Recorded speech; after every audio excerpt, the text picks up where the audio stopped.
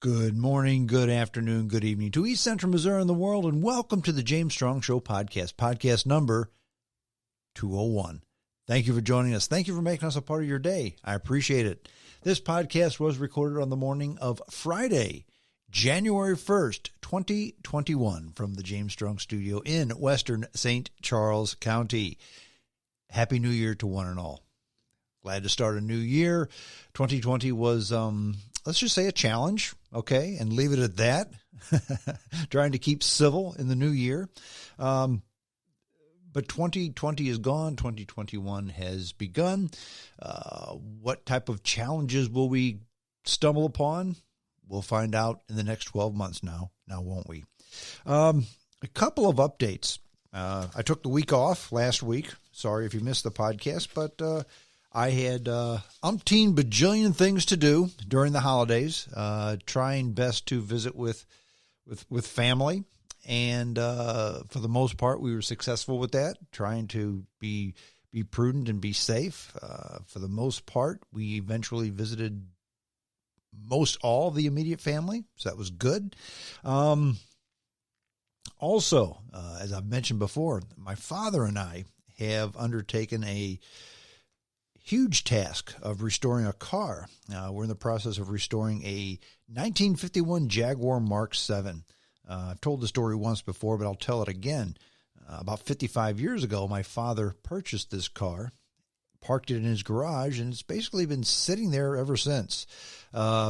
It's now been removed from the garage. I've rented a shop. It's in the shop, and we're in the process of restoring this 1951 Jaguar Mark 7, my 84-year-old father and I. Progress since the last podcast. We've had a professional come out and look at it, my nephew, who is in the auto body business, and he's looked at this thing and said, look, this thing is certainly restorable. It's got some flaws, but it's definitely restorable. It's got enough sheet metal left to do a great restore, so we're doing it. We're in the process. I'm currently in the process of getting bids and making the decision on how to proceed on the restoration. I mean, how much do we do? How much do we pay to have done? How much does it cost? Who does what? Do you start with the engine work? Do you start with the body work? The wiring, how do we redo the wiring, the interior? So again, we're in the process of looking at vendors and deciding what we do and what others do as well. So lots of stuff going on for us in 2021. Hopefully, the goal is by this time next year, that car it will not be finished. Trust me, but perhaps it will at least be running and drivable while the restoration continues. That's the goal for 2021. Another story in the news before we get to the essay. The essay, by the way, has to do with kind of state of the union, state of the U.S. We're not as bad as we seem to think. So I'm taking your typical James Strong glass half full look or spin, if you would, on the country and where we are and what we're all about. But before we do that, I did want to mention one more story that happens, because this happens all the time, okay? I have the show written. I know what I'm going to talk about. And then something jumps up in the news, and I have to, let's talk about that too. And something happened. In fact, this was in the New York Post, okay? Story in the New York Post. Had to do with the $2.3 trillion COVID relief and government funding bill that President Trump signed into law last Sunday. This bill had 5,593 pages in it, okay? And if that wasn't long enough, because trust me, nobody read this thing. Nobody reads this stuff. They say, yeah, it's got this, it's got that. We're going to sign it or we're going to oppose it, okay? That's my opinion, that nobody reads it, but I doubt that anybody really does, okay? 5,500 pages, that's enough.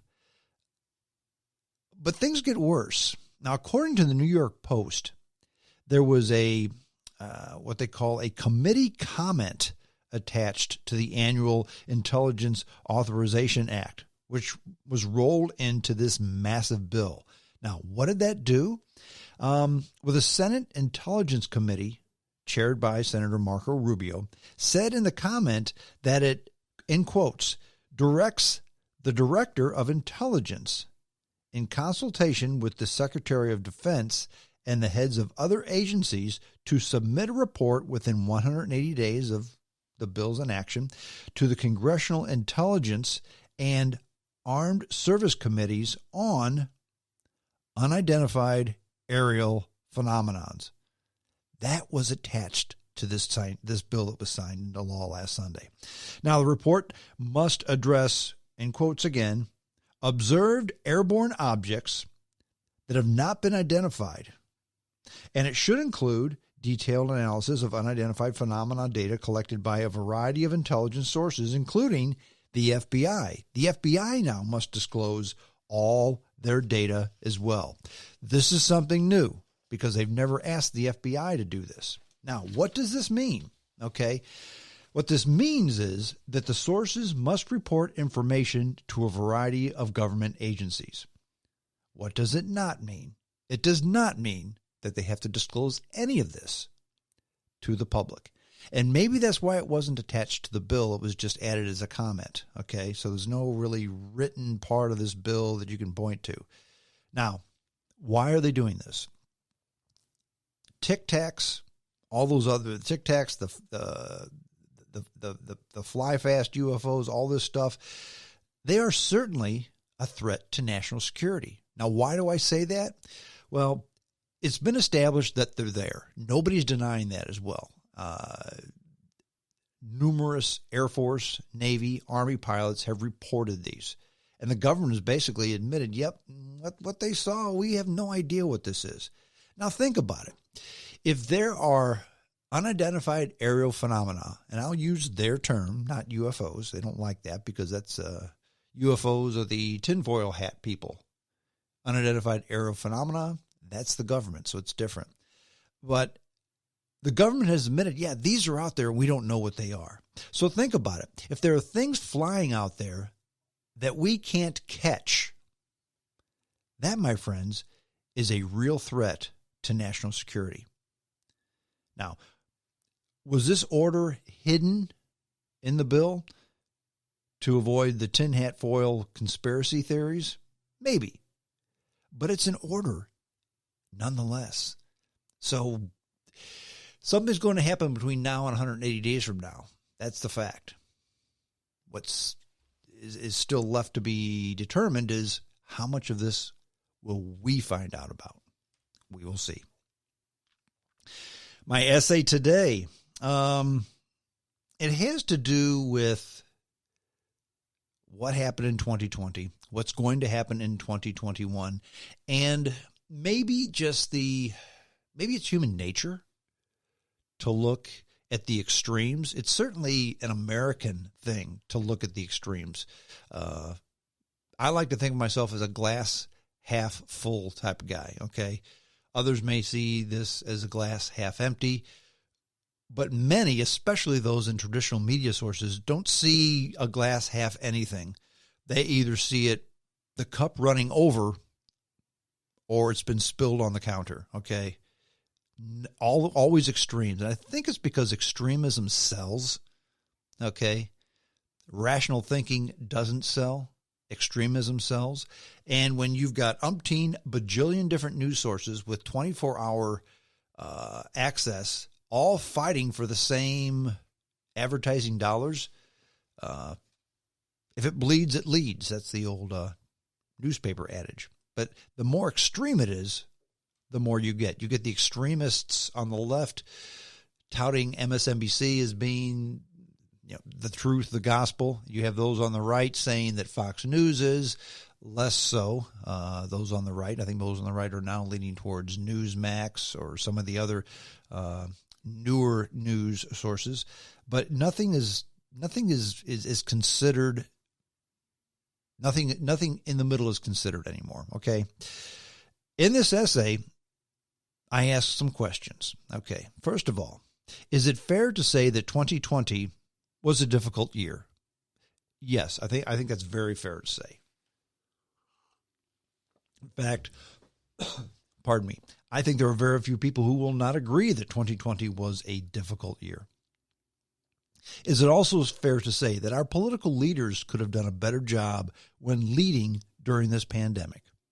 And I think the answer, again, is yes. They could have done a better job. All of them could. Is it fair to say that fascist dictator Trump is gone, or that communist dictator Biden is now going to be the president?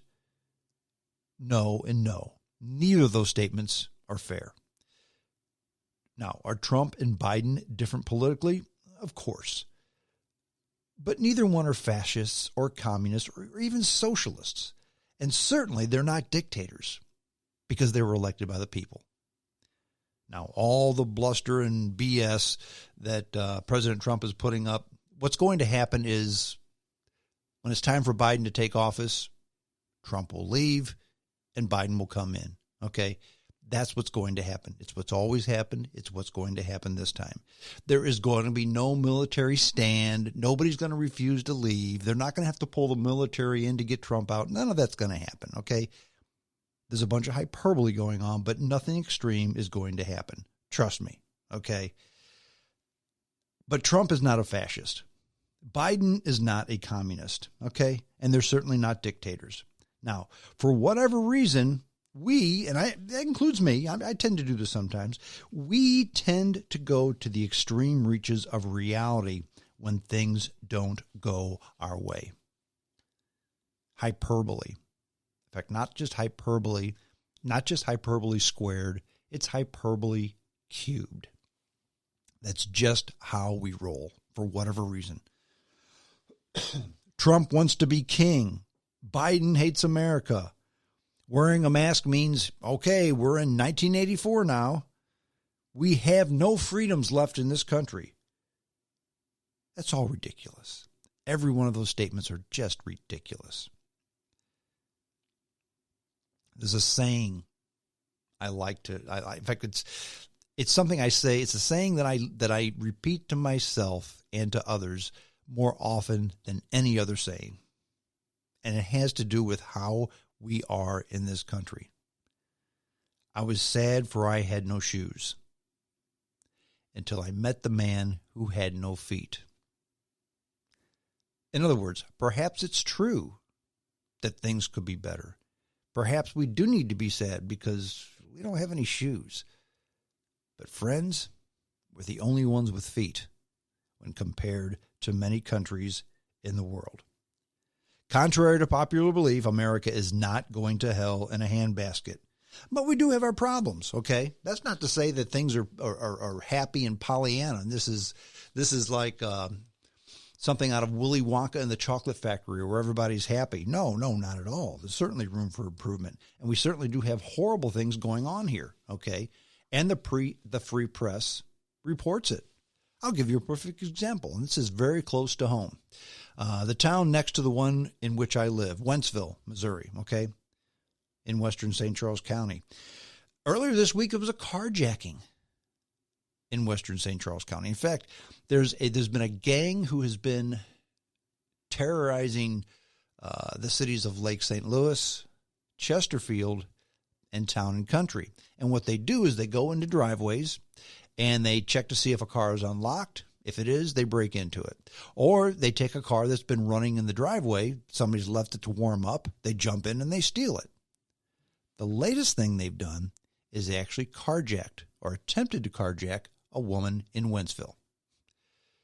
As she was walking to her car, they asked her, hey, how do you get to Delmar from here? Well, Delmar is nowhere near any place in Wentzville. The lady ignored them, saw this as a threat, and got in her car. 4 youths walked up to her car and stuck a gun in her face, said, get out of the car. The lady pulled a gun out of her own purse and stuck it back in the face of the attempted carjackers. All 4 of them ran. All 4 of them were caught. They were all from the city of St. Louis, and they were aged 17, 15, 15, and 11. All 3 were black. Now, based on all